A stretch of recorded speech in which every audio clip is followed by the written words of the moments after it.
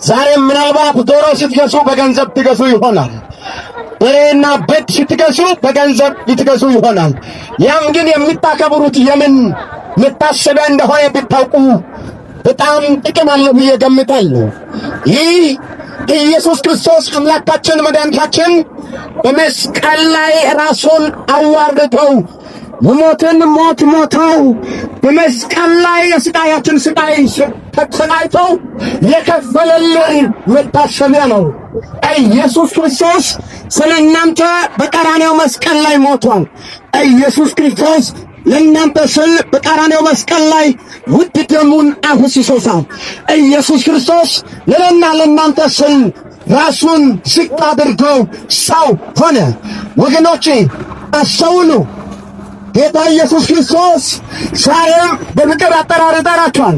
መጽሐፍ ሲናገር እንዲህ ይላል፣ እናንተ ደካሞች ሸክም የከበደባችሁ ሁሉ ወደ እኔ ኑ እኔም አሳርፋችኋለሁ ነው የሚለው።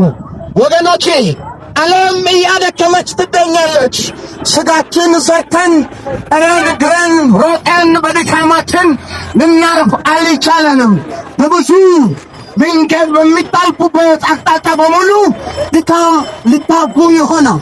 ድካም ግን ይቀበላችሁ በመስቀል ላይ ራሱን ዝቅ አድርገው ሲመቱ ጎኑ በጦር ሲወጉለት ዝም ብለው ከጎኑ በወጉለት ደምና ውሃ እየፈሰሰ በቀራንዮው መስቀል ላይ በዕርቃን የተሰቀለው ኢየሱስ ነው። ለእኔና ለእናንተ ኢየሱስ ክብሩን ትቶ አምላክነቱን ትቶ ሰው ሆነ። ሰው ሆኖ ግን በዕርቃን ተሰቀለ። የመርገም ሞት ተቀበለ። የስቃይ ስቃዩን ተካፈለ። ወገኖቼ እናንተ እንዲሁ የሚታቃልሉት እሱ ግን ዋጋ የከፈለበት ደሙን ያፈሰሰለት በዕርቃን የተሰቀለው ነው።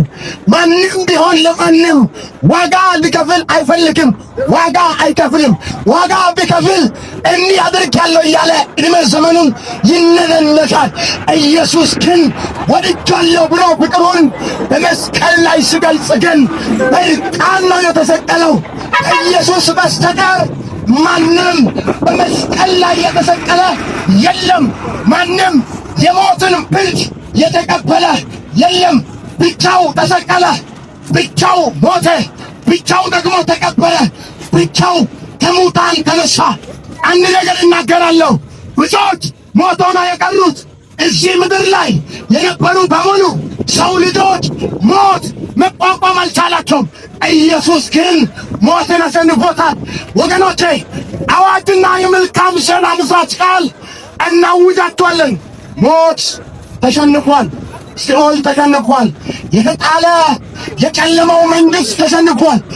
ታዲያ የተሸነፈ መንግሥት እንዳይዛችሁ እንዳያደክማችሁ ዛሬ ከክርስቶስ ጋር ከሞት እንድትነሱ አሁን ከእሱ ጋር ሕያው እንድትሆኑ ዘንድ ለእናንተ እግዚአብሔር ያመቻቸው